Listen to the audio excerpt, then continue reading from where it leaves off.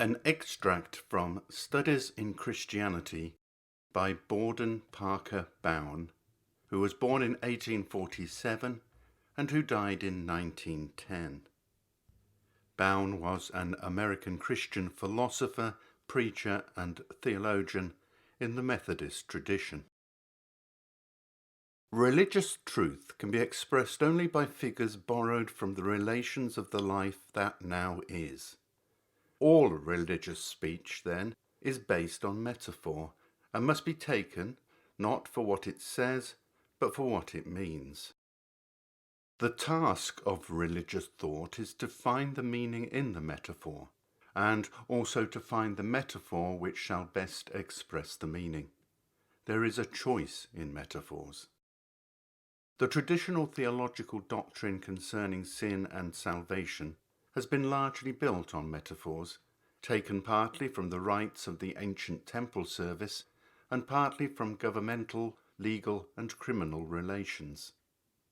God's relation to people was generally conceived, in the obsolescent theology of the past, as that of an irresponsible governor. People were by nature criminals, and the theory of the mutual relations of God and people was based mainly on this conception. The notion of the governor and his rights was determined largely by the political absolutism of the time, and the standing of the people was determined by the forms of criminal law and criminal procedure. The two together produced a most incongruous compound. The theology was bad and the ethics was worse. God, like the king, could do no wrong, and the clay was forbidden to protest at anything the potter might do. The infinite ill desert of a sin against an infinite being was a favourite contention. Guilt was artificial, justice was artificial, penalty was artificial, salvation was artificial, perdition was artificial. There was very little in the doctrine concerning any of these things that spoke clearly and convincingly to the reason and conscience of people. This general view resulted in conceiving people as rebels, apostates, traitors, and as all deserving immediate perdition at the hands of God.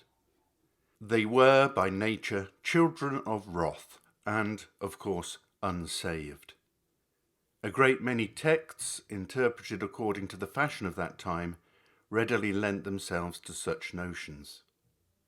But the entire church has grown away from this view, except as a very imperfect and inadequate representation of the truth.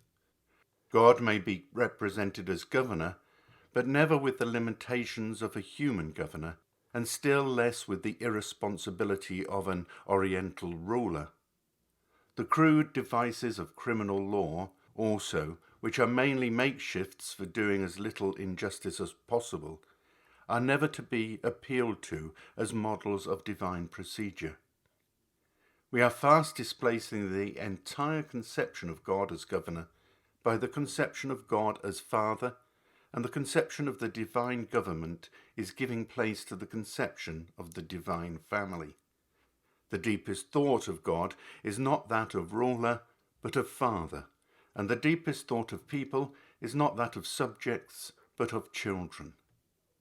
And the deepest thought concerning God's purpose in our life is not salvation from threatening danger, but the training and development of souls as the children of God. Salvation or redemption is but an incident or implication of this deeper purpose, and must be interpreted accordingly. The entire subject must be studied as a relation of living moral persons, rather than of ethical and juristic abstractions.